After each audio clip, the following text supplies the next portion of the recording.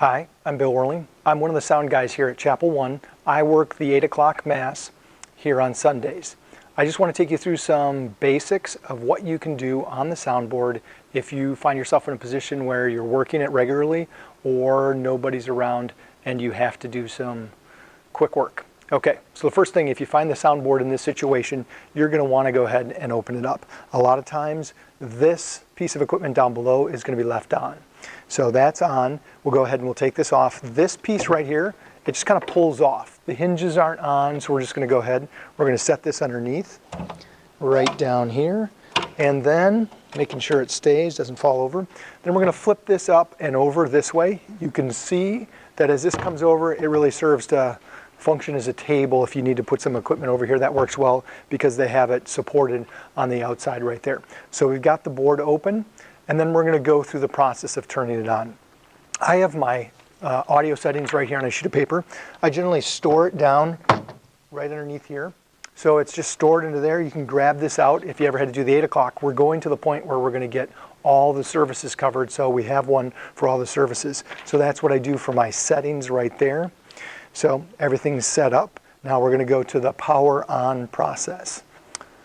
So we're going to power up the board. Just to kind of give you an idea, I was talking from you over here previously. The soundboard is right over here. We come around back of the soundboard. We go to this black board here. We're going to open this up. The way you do this is you just squeeze this together, pop that off, this opens up. So we call this Darth Vader. It's the big black box. There is a button right up here, red button. We're just going to turn it on, power it up like that. Sometimes, occasionally during the Mass or a service, you'll get a lot of feedback.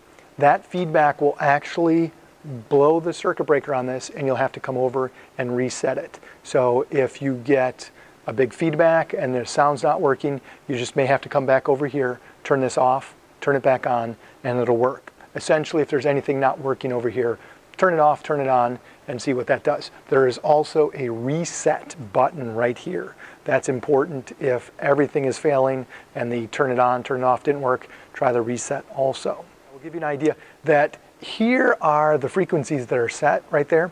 When you turn a microphone on, a wireless mic, that's what's worked through this, is the wireless system.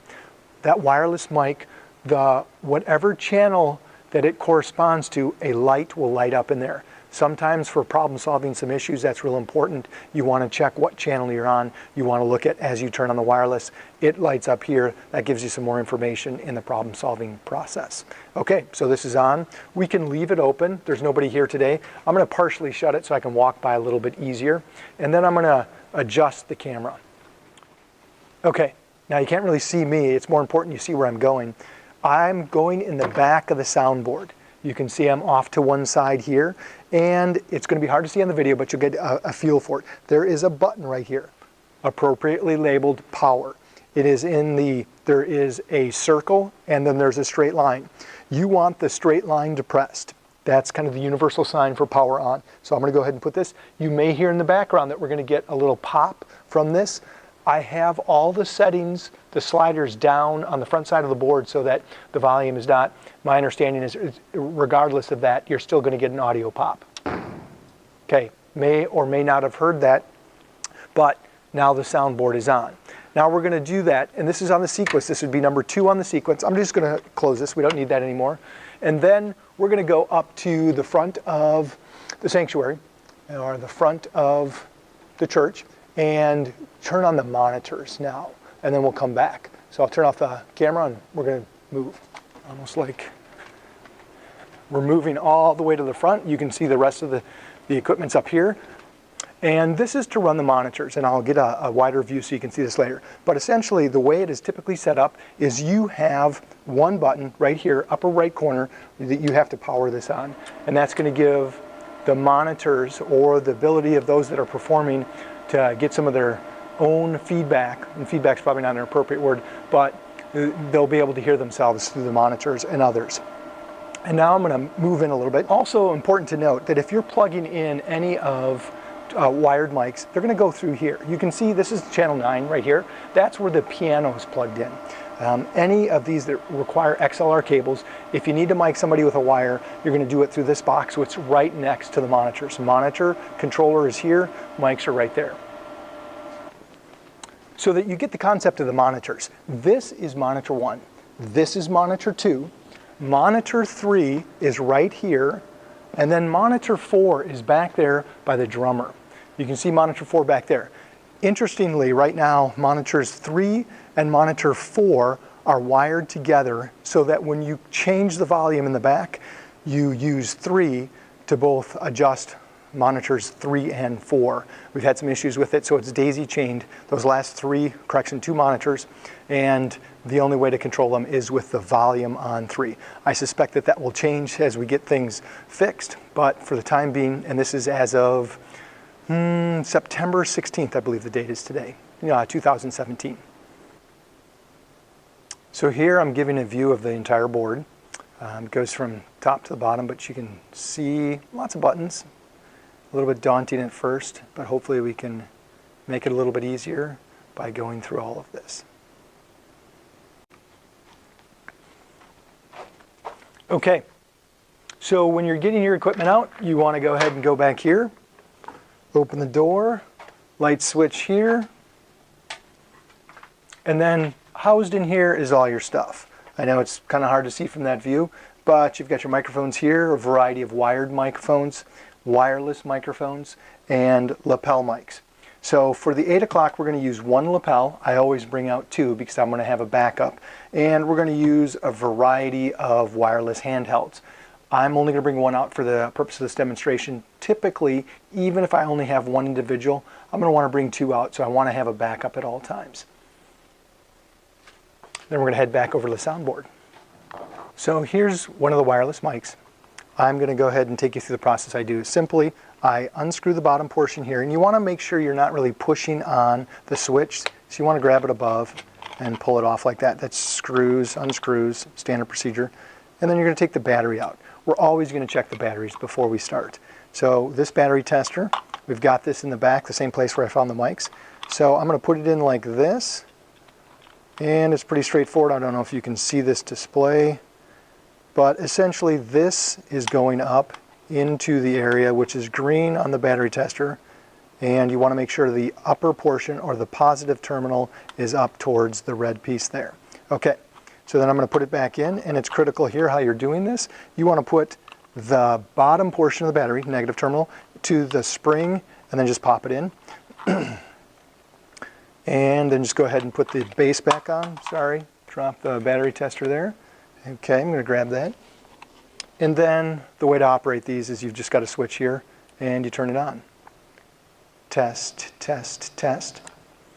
You can see that went right to test. I would say that I've already set things up on here, so we're going to go back through. But we know we've got a working mic. We've got that. We can listen to it. But we've also checked the battery so that we know ensure that it's not going to go out in the middle of the service. At least we certainly hope it's not going to. So I have a sheet that's got all the settings for this, and it runs through exactly what we're going to do. We're actually going to do channel 23. This one's listed as 23 here, but I'm going to do it with mic 22, but I'm going to use the same settings with this. So before I get into that, I want to take you through top down on this. So if we come up to the top on 23, you can see that there are 4 buttons up here. The upper left is what's called phantom power.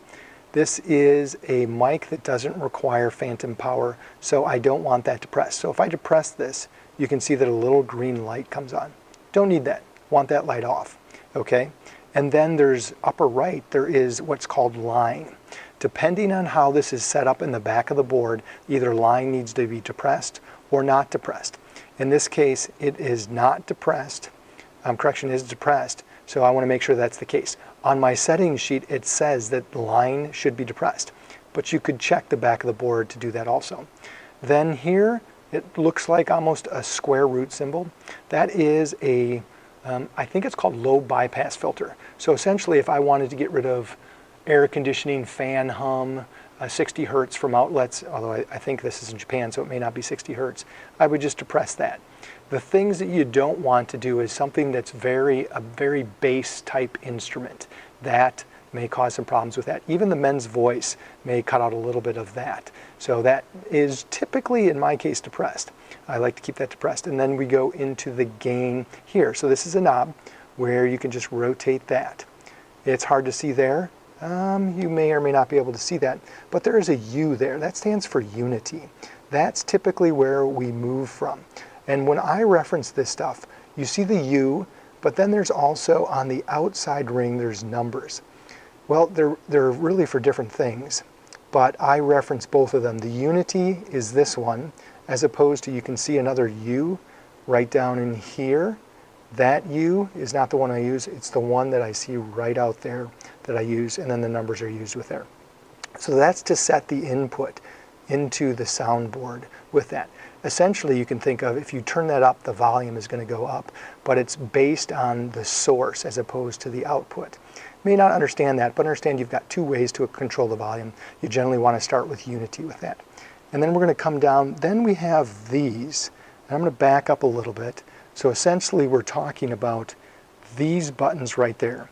That's the EQ. That's how you can control the frequency of the sound. You know, if somebody's sounding a little bit too deep, you can give them a little bit more high end, and you can adjust it through that. That takes a little bit more experience with that. You know, if all else fails, you can just take the blue portion of this, just put them straight up, and that is essentially center line right here. You see that center line? They're pointing directly up on channel 22. Well, actually, I just adjusted 23. I was looking at 23. There, you got it. So essentially pretty close. This one's, no, that's good right there. So that's going to give you your midline. So that's important that you've got it in that position. So now as we look further down, if you were to use the EQ, or the EQ, you want to ensure that this button is depressed. If it's not depressed, it's not going to work. It's not going to have any effect. So you have that depressed there. Then you're going to come into what I call the monitors. That's the auxiliaries. So you have these that you can control. Previously I said up front, when we were up front, that 3 is controlling 4 now. So with 3 you control both 3 and 4. 1 and 2 are separate with that. So if you wanted to, let's say there's a singer up by monitor 1 and that singer doesn't really hear the piano. Well, you can turn up the piano in the piano mic. So it would have to be the mic that's running the piano. In this case, we generally run 9 for that. So channel 9 would be turned up in monitor number 1 to give the person that's listening to it the ability to hear that. A little bit confusing, but you have to have some understanding of that. So those are your monitors. We only have 3 set up, so 5, 6, 7, and 8 don't have any effect on things. Below that is a pan button. If you wanted to have the ability to pan left and right, typically not used a lot. So you're not typically using that one there. And then, I'm sorry, I was on pointing to 8, but the pan is right here. It's kind of hard to run the camera and point to the right thing, but it's this one that's the pan. Then you've got below that the mute groups. So the mute groups are giving you the ability to mute it as a whole. So you could actually mute a lot of different channels with the mute groups. Typically don't use that because I work the channels individually, but as you get more experienced, you could certainly do that. Okay, then below this is an important button. This is the mute. Right here, you push this, light comes on. When the light is on, this is muted. When it is unmuted, the light is off. That's all you really have to know. If you're muting a channel, you just do that. Okay, then down below is what we call the fader. This right here, you see that there is a U. Try to see if I can get you a little bit closer. A U right there, that's unity. Also the spot really where you want to be if you can, but you have the ability to control this channel up and down like that. Okay, and then PFL, kind of an interesting thing. If you PFL this, or pre-fader level, it brings it up into this right there. So I'm going to reach over and grab my mic, and I'm going to talk, and you're going to see that that is test, test, test. You can see how that pulled it up there. Okay, so I'm going to reach down and take the PL off.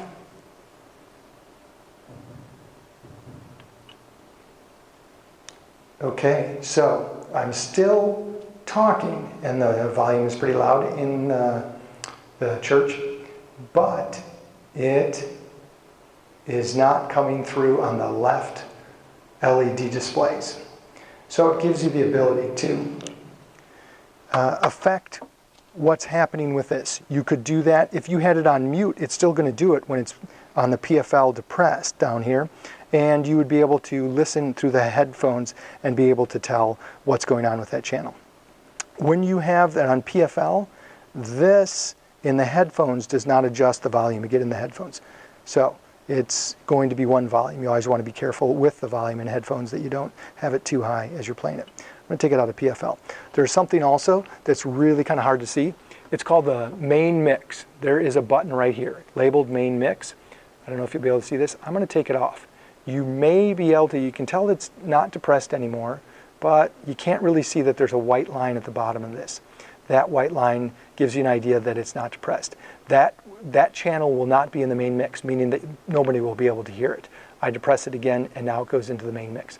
If you have a channel not working, that's often something you want to look. In a troubleshooting, that main mix is a big problem, and then I'm going to come up to the top. This line button that we talked about before, if that is depressed and it's not supposed to be, or it's not depressed and it's supposed to be, that can also make it to where it's not working. But again, you're going to change or control your volume with your gain up top and your fader down at the bottom, up and down like that. But you also may not have any volume if I'm moving back a little bit and coming over to the lower right corner. The main sliders, this is the volume overall. And trying to come in here and see if you can see right here is unity. That's essentially where I want it to be. So I put those black lines right there to that unity marker, which puts about the top of the sliders at the +5 and the decibel marking right there. Okay, so that gives you a feel for the mains. So I typically do the mains there, and then I'm going to adjust everything else to try to make it sound good based on this. Okay, some things that you need to know about over here. Let's say with the monitors, I talked about this a little bit earlier, one of the functions I do is we only use monitor 3. So I'll come in here on aux 1, aux 2, and aux 4 and just mute them because I don't want them to play. Then I don't have to adjust. All these center buttons right in here work on the monitors. So I don't have to go through and individually turn down every monitor. I can just come over here and mute that. But if you're smart and you remember that 4 is linked to 3, it doesn't make any sense to mute 4 now because it's not muted. 3 and 4 are acting in conjunction, so it's still on. I just do that out of habit because at some point monitor 4 did in fact work by itself. So that's the monitor muting there. And there's some other functions if you're going to use a CD, an iPod, or the PC. In my service, we don't use that, so it's not really of great concern, but you'd have the ability to control that. I'm going to come over here. Let's say you do have an iPod and you want to work it. This line right here, pulling it up like that, it's kind of stuck. It's coming out of the end. I don't know if you can see this, and of course I have horrible camera shake because I'm doing this. Okay, so you have the ability to plug in an iPod, any sort of music device, and then you can play that through this channel right there. So you would just unmute it and then take it up in terms of your volume right there and be able to do that. And you've got that, so it gives you the ability to do essentially sound checks with that. So excellent there. And then coming down to this side, over here, the mute groups, again, I don't use those, so I don't use that a lot. You have the Talkback here. If you can see here, there's a mic on the side. I'm going to pull that up. I'm going to depress this. So if maybe say your choir director is talking to you and through his mic and you want to talk back, you can just hit that Talkback. Yes, how can I help you? So that gives you the ability to talk through that. So that mic is beneficial because when you're talking, they can't hear you unless they're talking to their mic. You really can't hear them either. So, and that's the Talkback level right here. So you could adjust the volume of that, make it stronger. Above you, you see something that's labeled the cry room. So if you look back here, obviously families with small children will be in that area. There are 2 speakers back there, and you want to make sure that they're able to hear that. Essentially, you take these cry room buttons, and you're going to turn this up. Between the 12 and the 1 o'clock position seems to work best, right there. And you just adjust it. And that's why it's nice to have 2 people on the soundboard. Somebody can be adjusting, somebody can be checking the sound. Okay, so then we're going to come down here, and the things that I would use that I want to see the volume on the headphones. If you stick a headphone jack in here, and this is the adjuster, you know, obviously this brings it from one jack to the regular typical jacks that we use, and I don't know, maybe it's a 1/4 inch, an 1/8 inch, or a 3.5 millimeter, but you understand. So you're able to put a normal set of headphones into this, and then you can adjust the headphone volume. Be careful with headphones. You don't want to have your headphones on and then plug it in, or adjust volume, or turn on a channel, go from mute to off mute or unmuted, and have your headphones on. I would put them around your neck, turn it on, and then put them on, because if you have really high volume and have your headphones on, you can't work the soundboard if you can't hear. So if you can't hear because of your own mistakes, then your career on the soundboard will be short. So that gives you a good feel for what's going on with that. Okay, so I already went through channel 22. I'm going to go ahead and bring the slider down. I'm going to put it on mute. Okay, I'm going to grab the microphone. I'm going to turn it on. You're not going to be able to see this, but I'm going to bring it up to my mouth. Okay, now you can see right here, I'm talking into the microphone.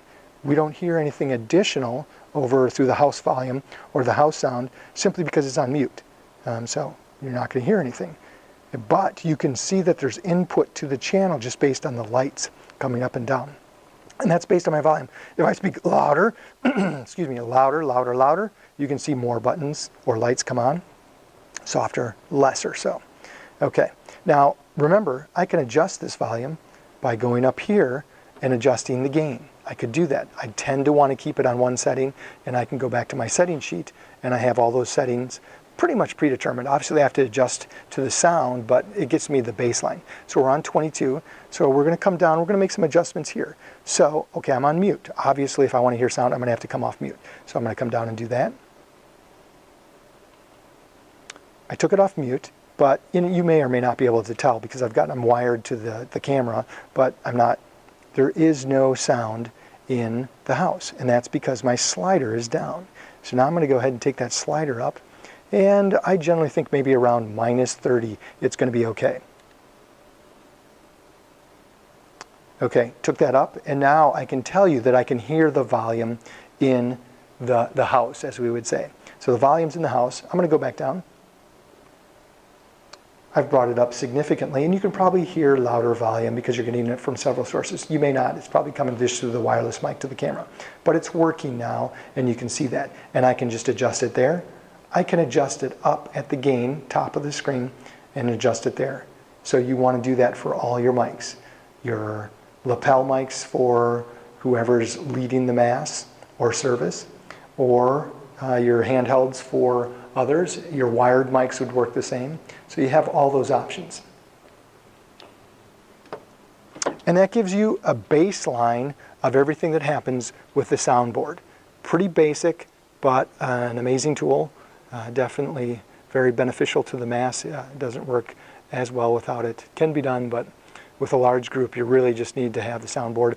And the ability of you to affect the quality of a service is amazing, because you have the ability to assist all those that are producing music and speaking to the mass.